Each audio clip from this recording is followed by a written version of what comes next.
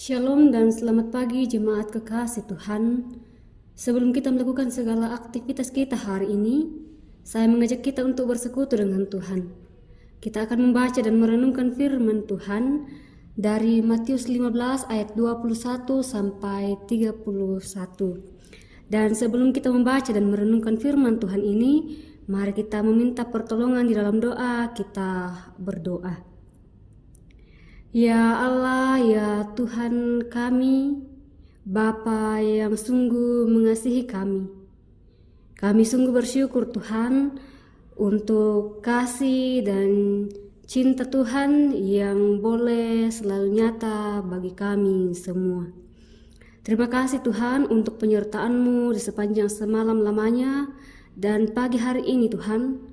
Sebelum kami melakukan segala aktivitas kami akan membaca dan merenungkan firman-Mu. Ya Tuhan, sertai kami, kuasai kami dengan kuasa Roh Kudus-Mu. Biarlah firman-Mu ini boleh kami mengerti, boleh kami pahami, dan boleh kami pergunakan di dalam menjalani kehidupan kami. Berkata-katalah Bapa, sebab kami telah siap mendengarkan Engkau. Di dalam Kristus Tuhan kami berdoa. Amin. Firman Tuhan dari Matius 15 ayat 21 sampai 31 berbunyi demikian. Perempuan Kanaan yang percaya. Lalu Yesus pergi dari situ dan menyingkir ke daerah Tirus dan Sidon. Maka datanglah seorang perempuan Kanaan dari daerah itu dan berseru, "Kasihanilah aku ya Tuhan, anak Daud, karena anak aku perempuan kerasukan setan dan sangat menderita." Tetapi Yesus sama sekali tidak menjawabnya. Lalu murid-muridnya datang dan meminta kepadanya, "Suruhlah ia pergi." Ia mengikuti kita dengan berteriak-teriak. Jawab Yesus, "Aku diutus hanya kepada domba-domba yang hilang dari umat Israel." Tetapi perempuan itu mendekat dan menyembah Dia sambil berkata, "Tuhan, tolonglah aku." Tetapi Yesus menjawab, "Tidak patut mengambil roti yang disediakan bagi anak-anak dan melemparkannya kepada anjing." Kata perempuan itu, "Benar Tuhan, namun anjing itu makan remah-remah yang jatuh dari meja tuannya." Maka Yesus menjawab dan berkata kepadanya, "Hai ibu, besar imanmu, maka jadilah kepadamu seperti yang kau kehendaki." Dan seketika itu juga anaknya sembuh. Setelah meninggalkan daerah itu, Yesus menyusur pantai Danau Galilea dan naik ke atas bukit lalu duduk di situ. Kemudian orang banyak berbondong-bondong datang kepadanya membawa orang lumpuh, orang timpang, orang buta, orang bisu dan banyak lagi yang lain, lalu meletakkan mereka pada kaki Yesus dan Ia menyembuhkan mereka semuanya. Maka takjublah orang banyak itu melihat orang bisu berkata-kata, orang timpang sembuh, orang lumpuh berjalan, orang buta melihat, dan mereka memuliakan Allah Israel. Amin. Firman Tuhan saat ini saya berikan satu tema, yaitu iman yang menyembuhkan. Iman yang menyembuhkan. Bapak, Ibu, saudara-saudari yang kekasih dalam Tuhan, ketika kita mengalami sakit penyakit atau suatu pergumulan, apakah iman kita kepada Tuhan tetap kuat ataukah iman kita menjadi lemah? Matius 15 ayat 21 sampai 31 berisi tentang kepercayaan seorang perempuan Kanaan dan Yesus yang menyembuhkan banyak orang. Perempuan Kanaan ini datang kepada Yesus karena anaknya kerasukan setan dan sangat menderita. Oleh karena Yesus ingin menguji apakah perempuan ini sungguh-sungguh memiliki iman, maka Yesus sengaja tidak mempedulikannya. Bahkan murid-murid ingin mengusirnya dalam ayat 23. Namun Yesus menekankan tujuan misinya dan membandingkan perempuan itu dengan anjing. Mengapa Yesus menyebutkan dengan kata anjing. Karena pada masa itu orang Yahudi menganggap orang Kanaan najis sama seperti anjing. Jadi saat itu Yesus tidak sedang bersikap kasar, tetapi hanya mengucapkan kalimat yang umum diucapkan orang Yahudi kepada orang non-Yahudi. Namun, menarik bahwa perempuan itu tidak putus asa. Ia justru menunjukkan iman yang bertolak belakang dengan orang Farisi.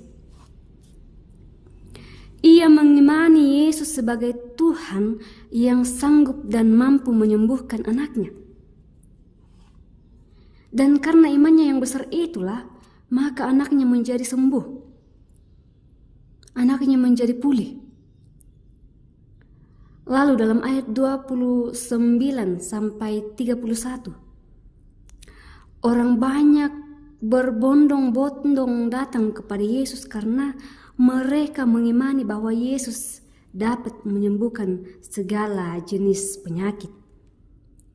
Akhirnya mereka mengalami mujizat, yaitu mereka sembuh dari segala penyakitnya dan mereka memuliakan Allah. Oleh karena itu, orang tua, saudara-saudara sekalian, mari senantiasa datang kepada Tuhan. Kita mengimani bahwa segala penyakit, segala pergumulan dapat kita lewati, dapat kita lalui karena Tuhan ada bersama dengan kita, menolong kita, dan menguatkan kita. Amin. Mari kita berdoa.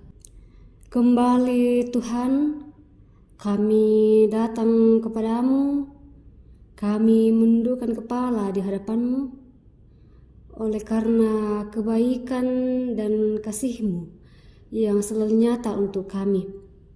Kami bersyukur Tuhan untuk firman kebenaran-Mu yang boleh mengajarkan kami untuk senantiasa terus beriman hanya kepadamu.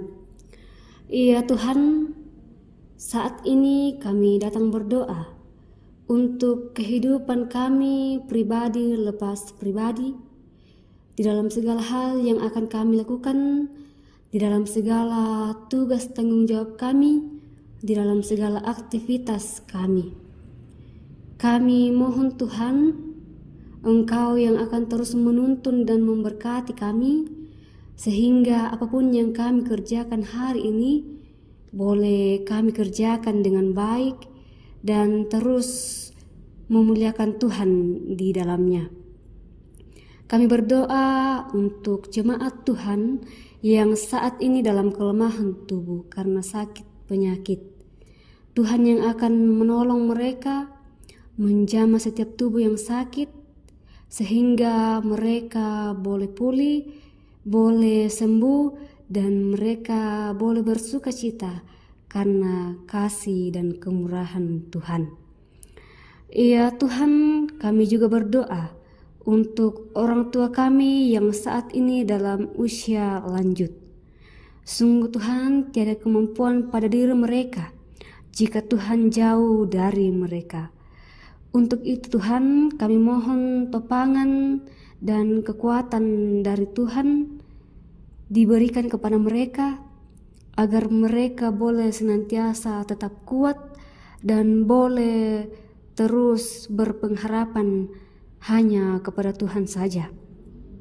Ya Tuhan kami juga berdoa Tuhan untuk pemerintah kami, mulai dari pusat hingga ke pelosok-pelosok daerah. Mari Tuhan memberkati mereka, menyertai mereka, agar mereka boleh memerintah kami dengan baik, dengan penuh hikmat. Itu semua Tuhan untuk kemuliaan dan hormat hanya bagi nama Tuhan saja. Ya Allah, ya Tuhan kami, inilah yang menjadi doa kami yang kami bawa di dalam Kristus Tuhan.